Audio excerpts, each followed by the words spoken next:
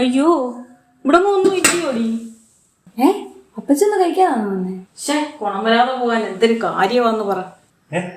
എന്തുവാ കാര്യം? ഇവിടെ തിന്നാനൊന്നും ഇല്ലയോടാ?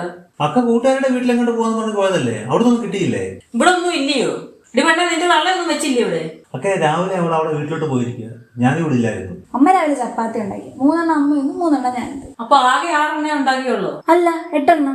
അപ്പൊ ബാക്കി 2 കാണുമല്ലോ. അതും ഞാൻ കുറച്ചു മുമ്പ് എടുത്തങ്ങ് തിന്നു. അയ്യ, നീ ആള് കൊള്ളാമല്ലോടി. അല്ല അക്ക എന്താ കഴിക്കാതെ വന്നേ? ഓ എന്റെ പൊന്നു കുഞ്ഞെ, ഒന്നും പറയണ്ട.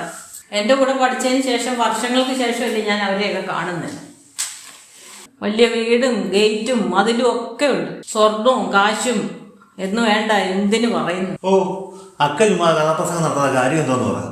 എടാ, ഞാൻ ചെന്നപ്പോ കണ്ടില്ല, ചോറ് കഴിക്കാൻ ഡൈനിങ് ടേബിളിൽ ചെന്നപ്പോഴാ കണ്ടത്. എന്തുവാ കണ്ടേ അപ്പച്ചി? കാര്യം പറ. ഇത് വേണ്ടേ, നീ ഉമ്മ ഇരിക്കും, ഞാൻ പറയുമല്ലയോ.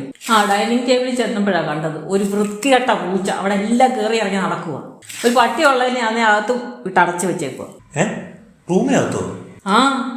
ആ പൂച്ച കസേരയിലും കയറി, അവിടെയും കയറി, ഇവിടെയും കയറി. എനിക്ക് കണ്ടപ്പോ അങ്ങ് ഛർദ്ദിക്കാൻ വന്നു.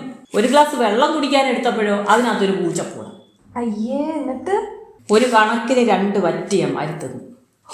എങ്ങനെ ഇവളുമാരൊക്കെ ആഹാരം കഴിക്കുന്നു? ഈ പട്ടിയും പൂച്ചയൊക്കെ അകത്തിങ്ങനെ മേയാൻ വിട്ടിട്ട്.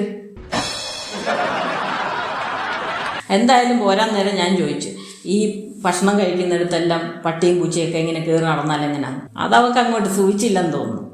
സൂചിച്ചില്ലെങ്കിൽ എനിക്ക് പുല്ല. നീ പോയി ആ തമിഴിന്റെ കടയിൽ നിന്ന് 2-3 കടി വാങ്ങിച്ചോണ്ട്. ബെസ്റ്റ്. അപ്പുറത്തെ തമിഴിന്റെ കടിയൊക്കെ നല്ലത് പൂച്ചയുടെ കൂടെ തന്നെ.